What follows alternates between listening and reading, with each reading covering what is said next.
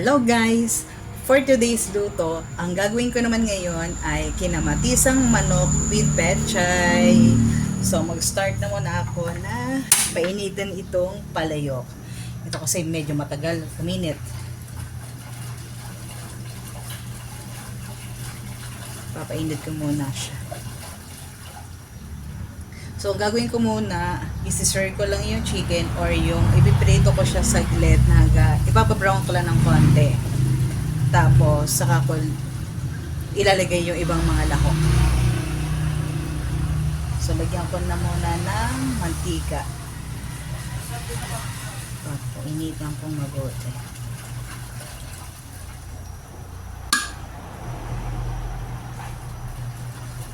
Hintayin ko lang siyang uminit na sakto na ma-fry yung chicken.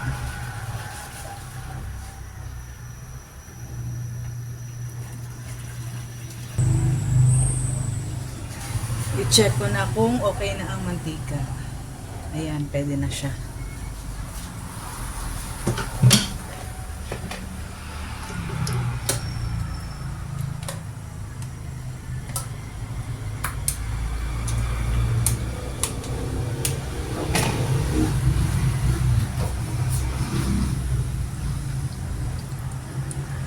So, ilagay-lagay ko na yung chicken.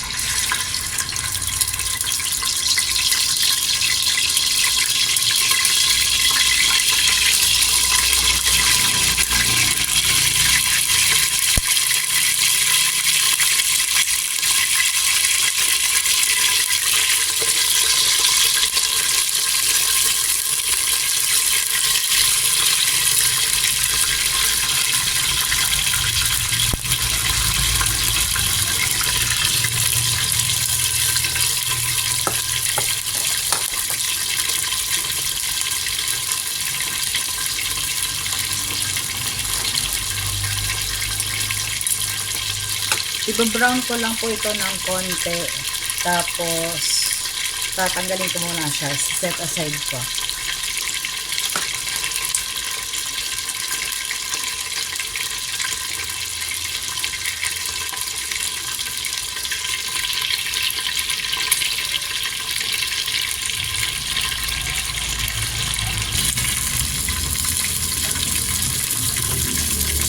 So, okay na ito. Dahil ito naman ay maluluto pa. Dumikit na nga lang yung balat. Ayan, diba? Dumikit ang balat. Okay lang yan.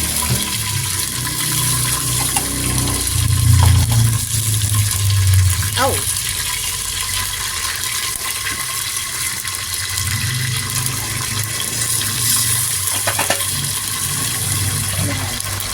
Next ko na, hinako lang ng konti ang apoy. Okay lang.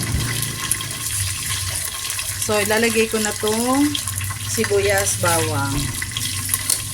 Ay, sibuyas. Ano lang po muna. Sibuyas lang pala muna. Kasi, lulutuin ko pa ang kamatis. Para hindi agad masunog.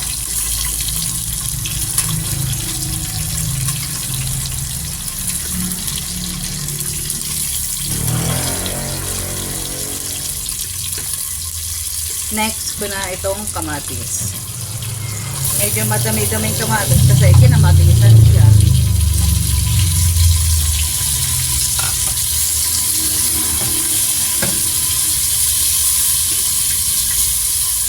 Palambutin ko lang tapos lalagay ko na yung bawang.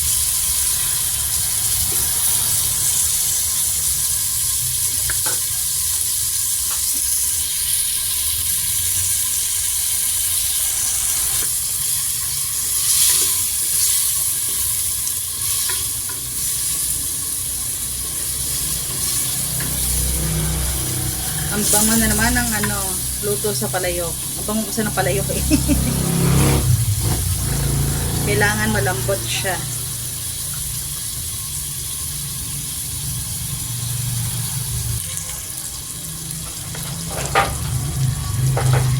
Next, ilagay ko na ang bawang.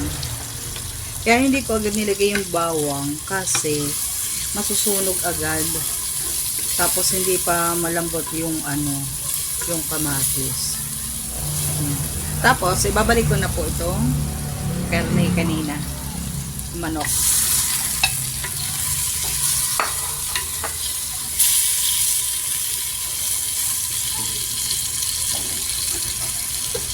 Lagyan ko ng chicken cube para lasang-lasa ang pagkamanok.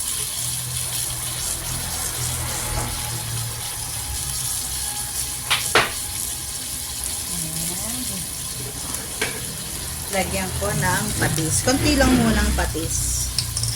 Diba mamaya mapaalat agad. Konti lang. Kasi mga 2 kutsara lang muna.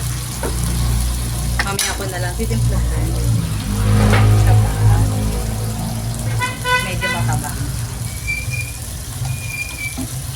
Next, lagyan ko na ng water.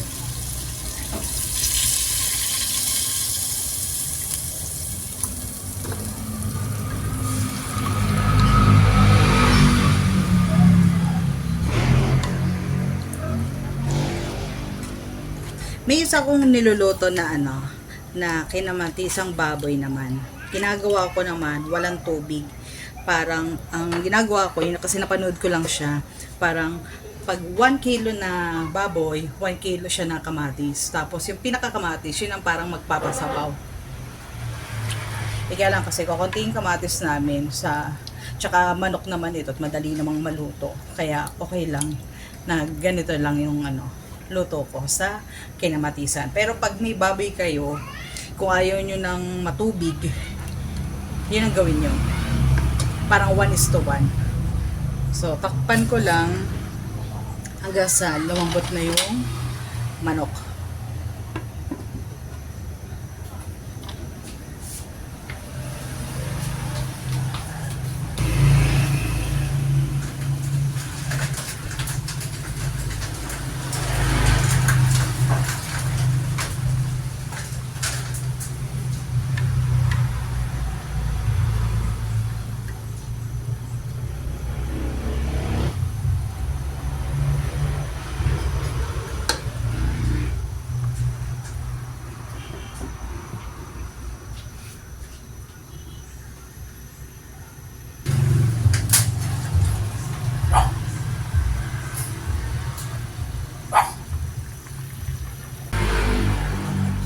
Tingnan natin kung luto na. Okay na naman. Nagiwa-hiwalay na. So, tikman na natin muna kung good naman ang lasa.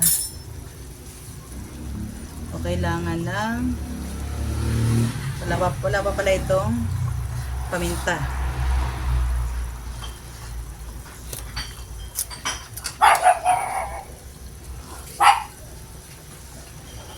So, lagyan ko ng paminta. Napaka-generous ko sa paminta. Tsaka konting asin. Patis pala. Konting patis.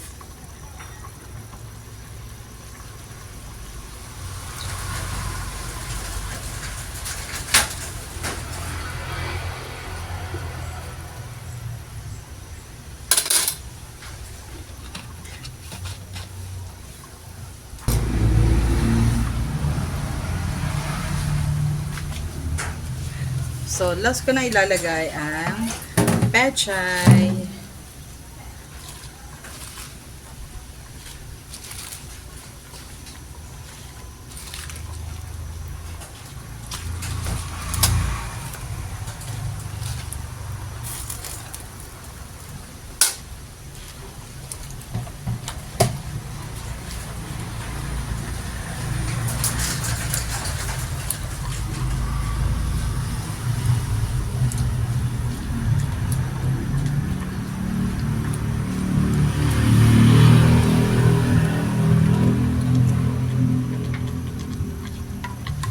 Pakuluan ko lang siya saglit lang, tapos ready na siyang kainin. Kain na tayo!